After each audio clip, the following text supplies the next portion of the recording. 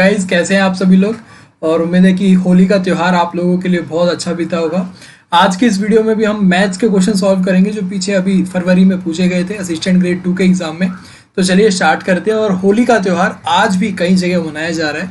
कल तो था ही पूरे देश भर में, और जहाँ पे भी दो लोग मना रहे थे, तो आज भी काफ़ी जगह होली का त्यौहार मनाया जा रहा है। तो उसी को देखते हुए जो होली के ऊपर एक डिस्काउंट ऑफर था कि होली 50 यूज़ करके 50% ऑफ, यानी कि सिर्फ और सिर्फ 49 रुपये में 80 से ज़्यादा मॉक टेस्ट जो कि DSSB LDC 44/21 के थे, तो वो आज के पूरे दिन यानी कि रात 12 बजे तक ये अवेलेबल रहेगा। कोड यहाँ पे आप लोग कोड लगाना है होली 50, जहाँ पे आपको full mock test, previous year LDC paper, subject topic wise paper, ये सारी चीज़ अवेलेबल होंगी हमारी वेबसाइट पर। और ये 49 रुपीज़ में, सिर्फ और सिर्फ 49 रुपीज़ में आप लोगों को मिल जाएगा।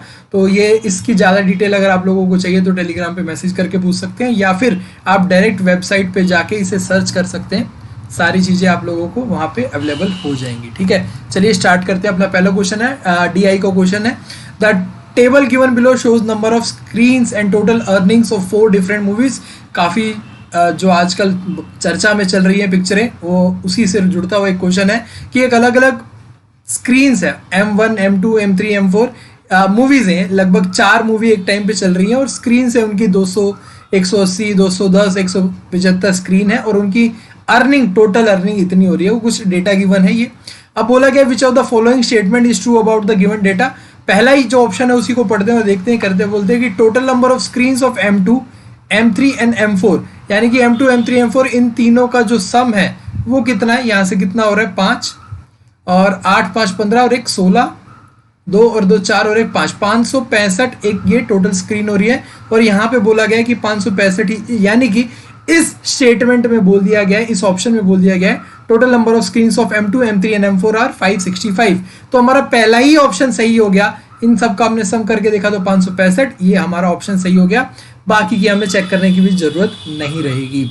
आगे चलते हैं। क्वेश्चन नंबर 2 फिर से हमारा DI का क्वेश्चन है। लगभग 5 से 6 क्वेश्चन आपके 40 में से DI के आएंगे ही आएंगे।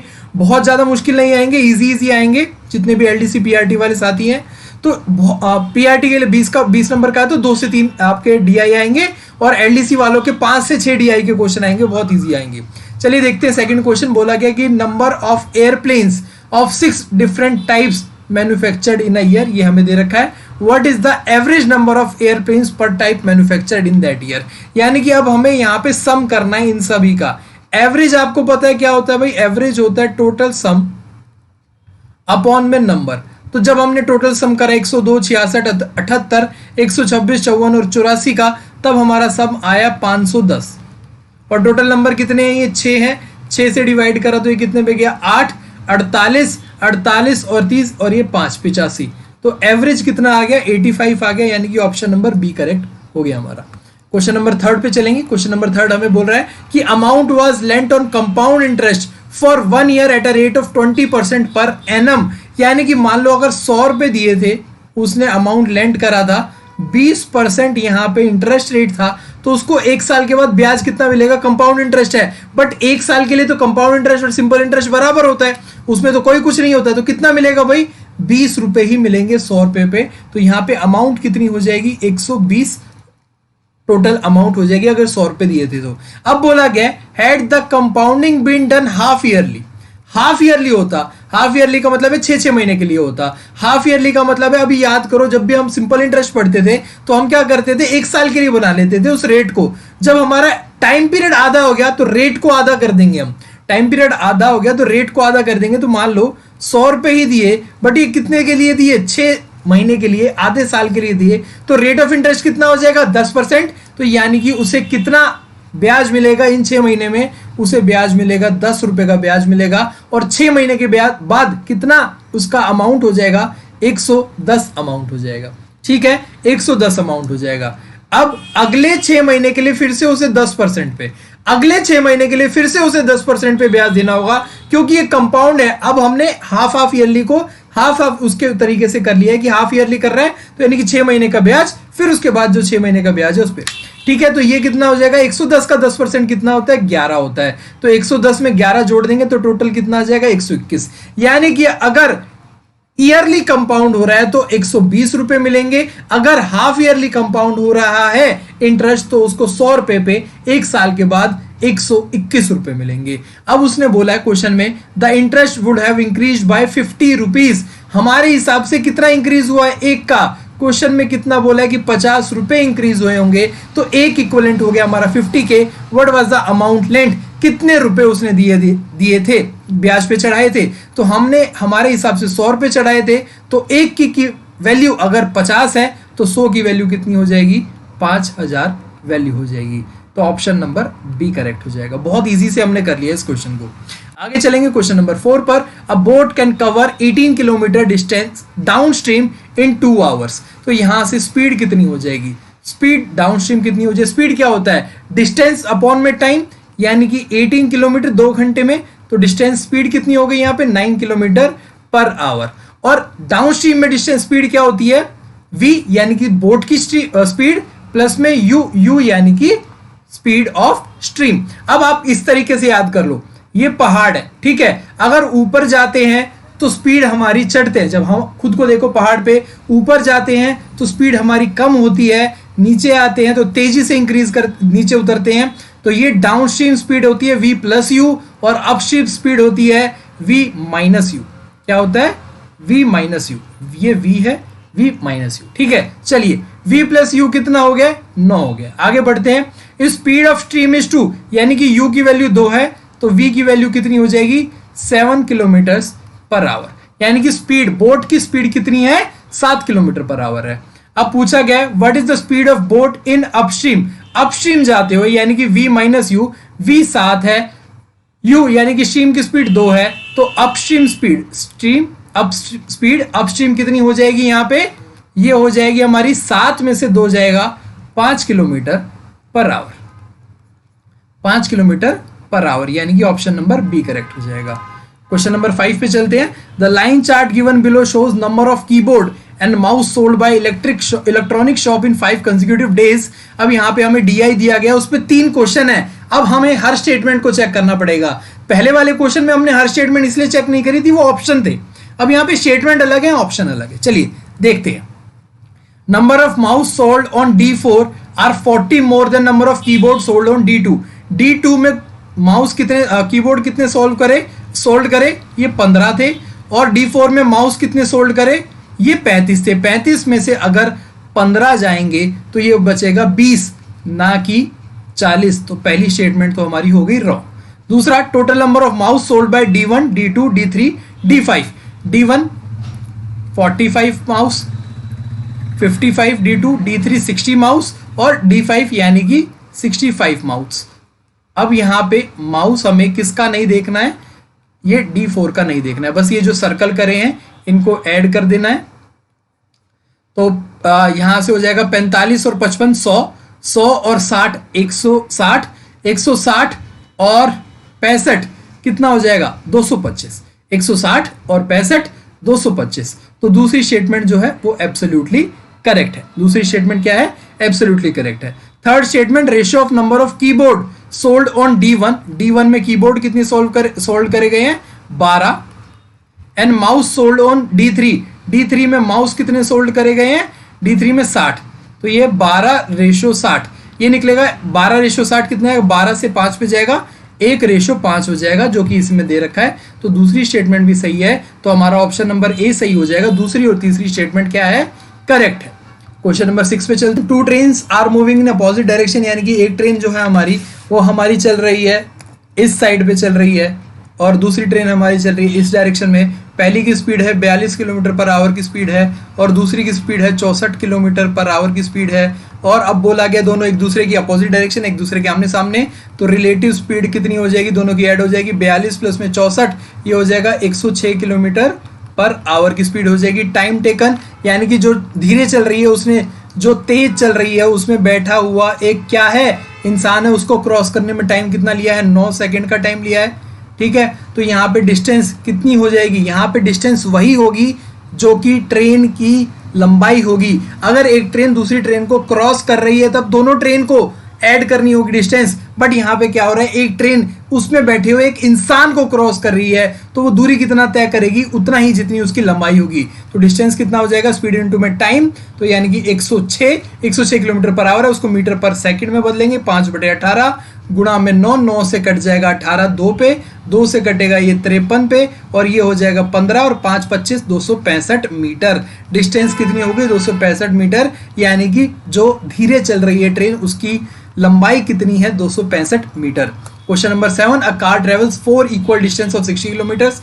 ये एक अलग तरीके से करते हैं, जो हमारे पास 4 डिस्टेंस यानी कि 60 किलोमीटर की डिस्टेंस है। Speed of car while travelling the stretches of distance are 15 kilometre, यानी कि यहाँ पे वो 15 किलोमीटर की स्पीड से चल रहा है, यहाँ पे 30 की, यहाँ पे 45 की और यहाँ पे 60 की। अब बोला गया एवरेज स्पीड कितनी होगी, तो यहाँ पे टाइम कितना, ये 60 किलोमीटर जो चले वो कितने टाइम में लिए, 4 घंटे में, यहाँ पे 2 घंटे में, और ये कितने घंटे चलेगा, यहाँ पे चलेगा आप 60/45 यानी कि 4/3 घंटे में, और ये 1 घंटे में चलेगा। तो टोटल टाइम कितना हो गया है, टोटल टाइम हो गया 3 LCM आ गया, 12 प्लस में 6 प्लस में 4 प्लस में 3 अपॉन में 3, यानी कि आप 18 और 7 25 अपॉन में 3, ये टोटल टाइम हो गया है, टोटल टाइम हो गया है। और एवरेज स्पीड निकालनी है, तो एवरेज स्पीड कितनी हो जाएगी, टोटल डिस्टेंस 60 120 120 120 240 अपॉन में टोटल टाइम, डिस्टेंस अपॉन में टाइम होता है, तो टोटल टाइम कितना था 25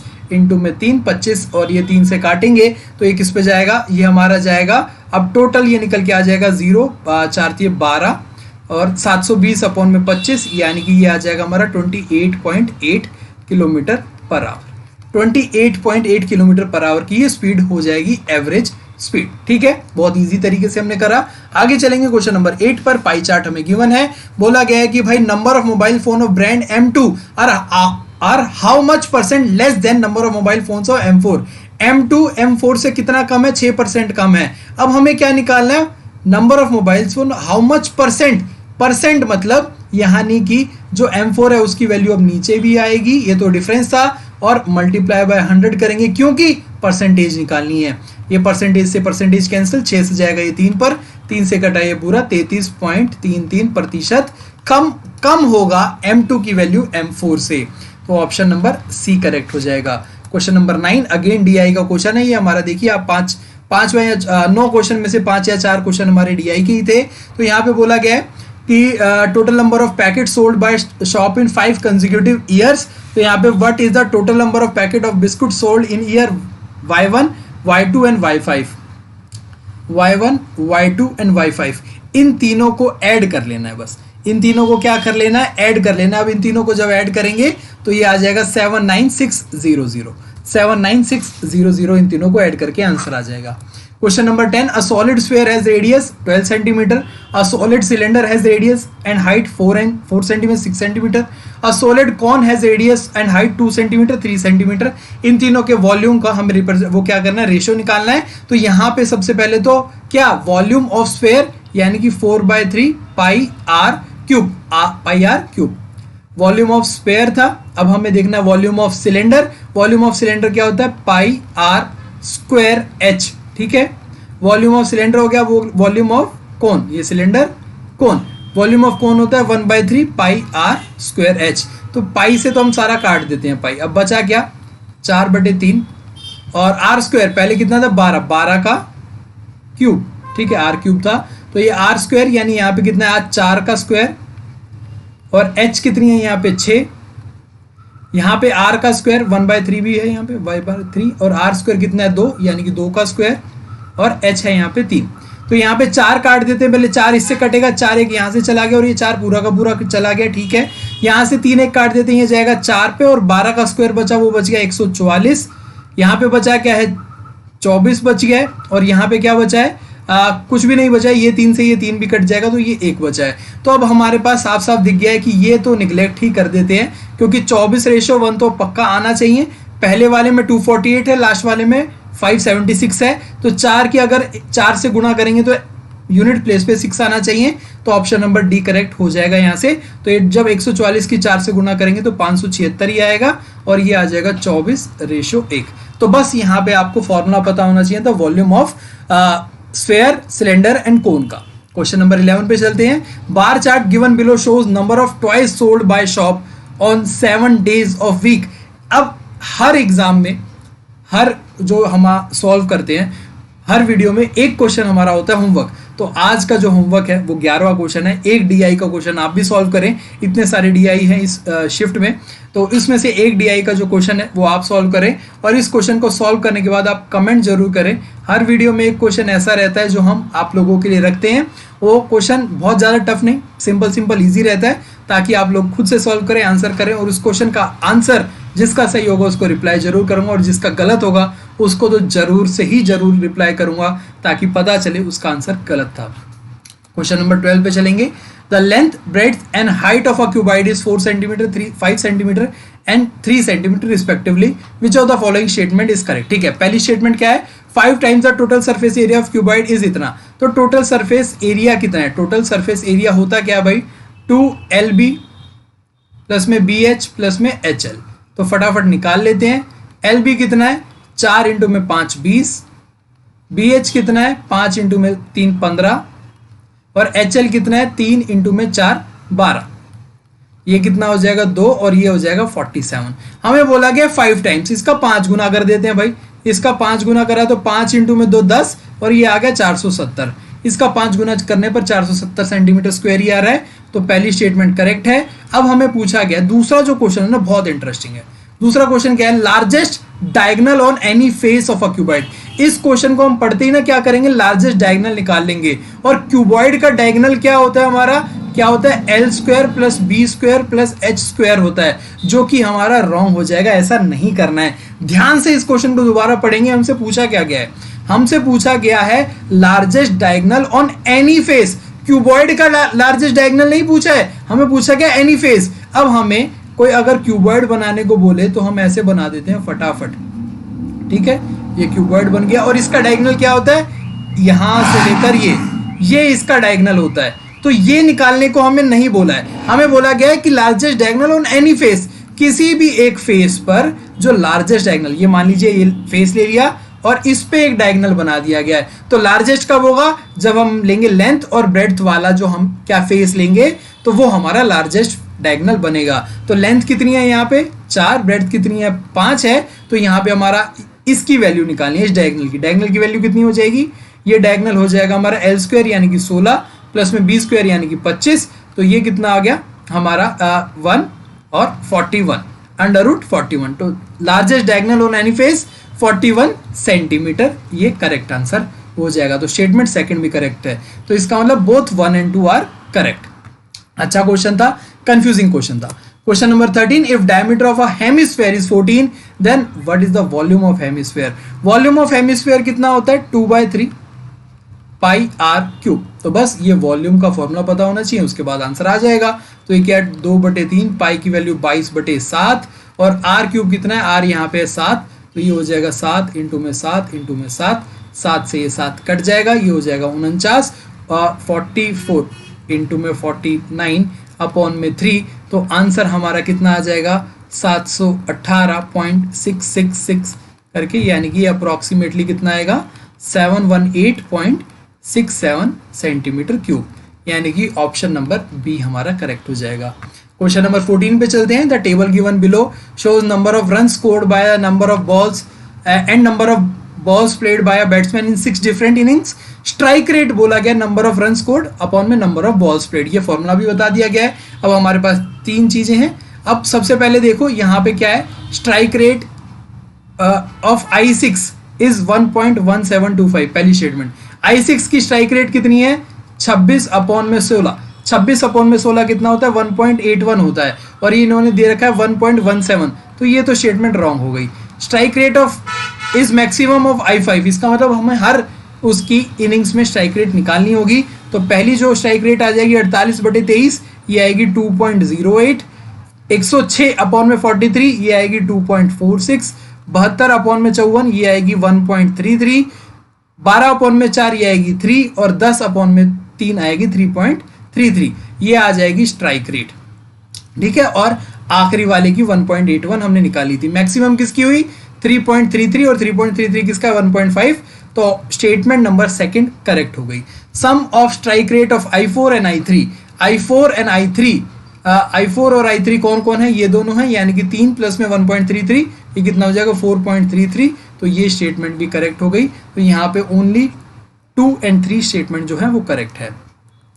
question number 15, Rohit is 2.5 times as efficient as Pankaj, therefore it takes 6 days less than Pankaj to complete a work. If Rohit and Pankaj work on alternate days, चलिए अब यहाँ से मान लो क्या हो रहा है यहाँ पे कि अगर हमारा जो पंकज है, ठीक है, और रोहित है, और ये कितने दिन लगा रहा है काम करने में, क्या बोला गया है, Rohit is 2.5 times as efficient, यानी कि वो कम दिन लगाएगा, यानी कि वो x दिन, मान लो x दिन लगा रहा है, तो पंकज कितना दिन लगाएगा, उसकी एफिशिएंसी जितनी कम है उतने ही गुना वो क्या लगाएगा, दिन लगाएगा, तो ये आ जाएगा 2.5x आ जाएगा। अब बोला गया है कि इन दोनों का जो डिफरेंस है ना वो 6 दिनों का है, इन दोनों का डिफरेंस है वो 6 दिनों का है, तो इसका मतलब 2.5x माइनस x किसके बराबर है, 6 के बराबर, तो 1.5x किसके बराबर, 6 के बराबर, x की वैल्यू आ जाएगी यहाँ से 4, तो पंकज कितना दिन लगा रहा है, यहाँ से ये लगाएगा 10 दिन, और रोहित कितना दिन लगा रहा है, 4 दिन लगा रहा है।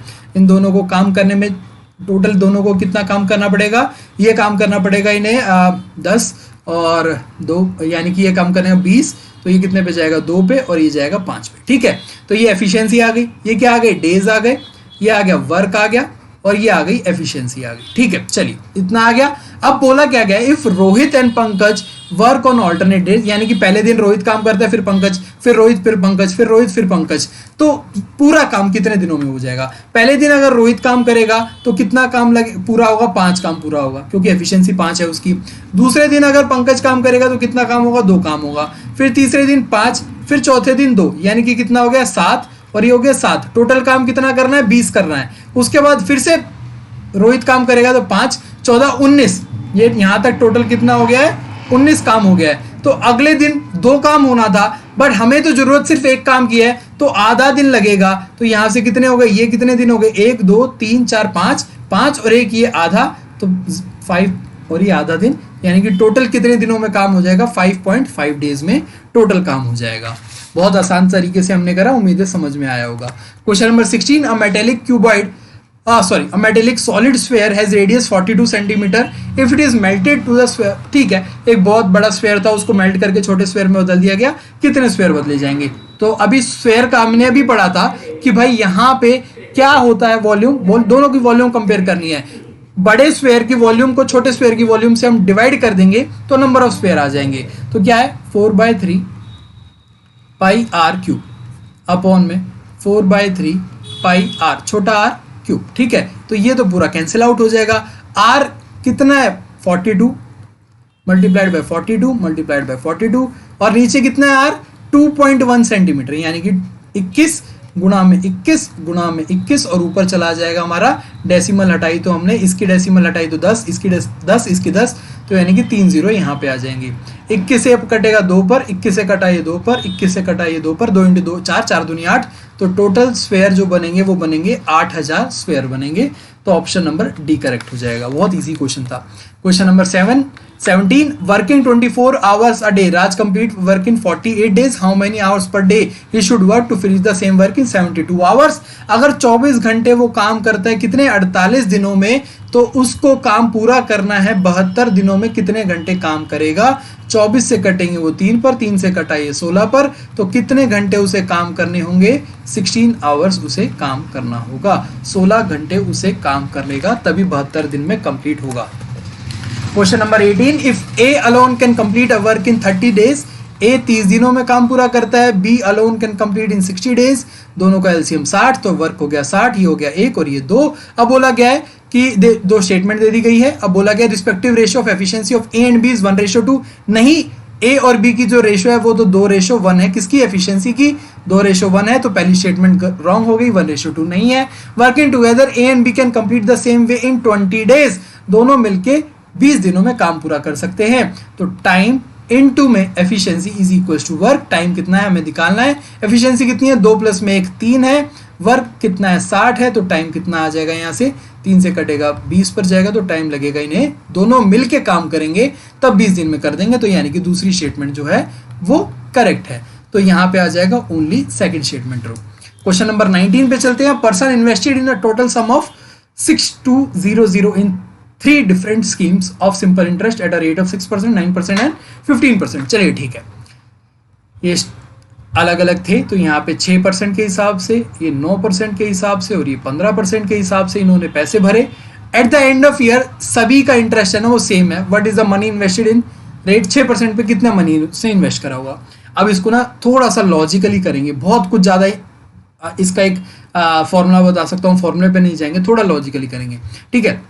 तो चलो अगर मान लो 100 रुपये लगाए होते तो 6% के हिसाब से 1 साल के बाद कितने रुपए मिलते, 1 साल के बाद कितना ब्याज मिलता, सिर्फ ब्याज की बात हो रही है क्योंकि यहाँ पे at the end same interest है ना, तो यहाँ पे कितना ब्याज मिलता 6, यहाँ पे कितना मिलता 9, यहाँ पे कितना मिलता 15, ये ब्याज मिलता अगर 100 रुपये ही लगा रहे होते। 6% पे 6 रुपये, 9% पे 9 रुपये और 100 रुपये लगाए, यहाँ पे 15 रुपये लगे। अभी हमने सिर्फ माना है कि इन्होंने इकट्ठा पैसा, इक्वल पैसा लगाया होगा, इक्वल पैसा लगाया नहीं है, इनको इक्वल सम क्या मिल रहा है, इंटरेस्ट इक्वल मिल रहा है। तो हमने क्या करा, 6, 9 और 15 का एलसीएम ले लिया और एलसीएम आ गया 90। तो हमने जो इंटरेस्ट मिला था ना वो मान लिया 90, हमने वो इंटरेस्ट मान लिया कितना 90। तो सभी को वो जो इंटरेस्ट मिला था वो 90 रुपये मिला था। अब ये देखो, अगर 100 रुपये पे 6 रुपये मिलेगा तो 90 रुपये इंटरेस्ट लेने के लिए उसे कितने रुपए लगाने होंगे, कितने रुपए लगाने होंगे, 15 गुना रुपए लगाने होंगे। उसे कितने रुपए लगाने होंगे, 15 गुना, तो यानी कि उसने 1500 रुपये लगाए होंगे। यानी कि उसे कितने रुपए लगाने होंगे, 6 ब्याज मिल रहा था, ये कितना 15। हम ब्याज अब किसको बढ़ा सकते हैं, ब्याज रेट को तो बढ़ा नहीं सकते, जो पैसा लगाया उसको ही बढ़ाएंगे। तो यहाँ पे वो 1500 रुपये लगाए होंगे उसने। तो 9 रुपये मिल रहे थे 9% पे, तो यानी कि मिलने कितने चाहिए, 10 गुना मिलने चाहिए, तो यानी कि उसने 1000 रुपये लगाए होंगे 9% पे। 15 रुपये मिल रहे थे 100 रुपये पे, अब यहाँ पे 90 रुपये, यानी कि यहाँ पे कितने रुपये उसने लगाए, सॉरी 6 पे जाएगा ना, हाँ 15 6 90, तो 6 गुना, तो यानी कि 600 रुपये उसने लगाए, जिसको 15% पे उसे 90 रुपये मिले। तो ये टोटल सम करके देखा तो ये आ गया हमारा 3100। पर भाई साहब उसने तो बोला था कि 6200 रुपये लगाए, यानी कि वो इसका दुगना है, तो हर किसी ने अपने इसके दुगने दुगने रुपये लगाए होंगे। तो ये हो गया अपना 3000 रुपये लगाए होंगे, ये 2000 रुपये लगाए होंगे और ये 1200 रुपये लगाए होंगे, तब जाके यहाँ पे कितने रुपये होंगे, ये 6200 रुपये होंगे, ठीक है, तब जाके ये 6200 रुपये होंगे। तो ये अपने लॉजिक खुद से डेवलप कर रहा, ये कोई बहुत बड़ी चीज नहीं थी। मैं फिर से एक्सप्लेन कर देता हूँ एक बार। अगर मान लो 100 रुपये लगाए होते तो 6% के हिसाब से 6 रुपये मिलते, 9% के हिसाब से 9 रुपये मिलते और 15% के हिसाब से 15 रुपये मिलते। बट हमें बोला गया कि भाई इंटरेस्ट इन्हें सेम मिला होगा। इंटरेस्ट सेम करने के लिए हमने क्या करा, इन तीनों का एलसीएम ले लिया, वो आ गया 90। तो 90 रुपये इंटरेस्ट लेने के लिए कितने रुपये लगाए होंगे, 6% के हिसाब से 1500 रुपये, 9% के हिसाब से 1000 रुपये, 15% के हिसाब से 600 रुपये। अब इन सबका सम करा तो वो 3100 रुपये बन रहा है। टोटल हमारे पास सम कितना था, 6200। इसका मतलब उसका दुगना उसने लगाया होगा, तो हर किसी को डबल कर दिया, तो उसके हिसाब से 6% के हिसाब से कितने रुपए लगाए थे, 3000। तो ऑप्शन नंबर बी। तो इस तरीके से हमने लॉजिक से खेला, कोई फॉर्मूला नहीं करा। फॉर्मूले के खिलाफ हूं मैं, क्योंकि आप लोगों को चीजें याद नहीं रहती, बहुत सारे फॉर्मूले हो जाते हैं, तो इस लॉजिक से आपको समझाया मैंने।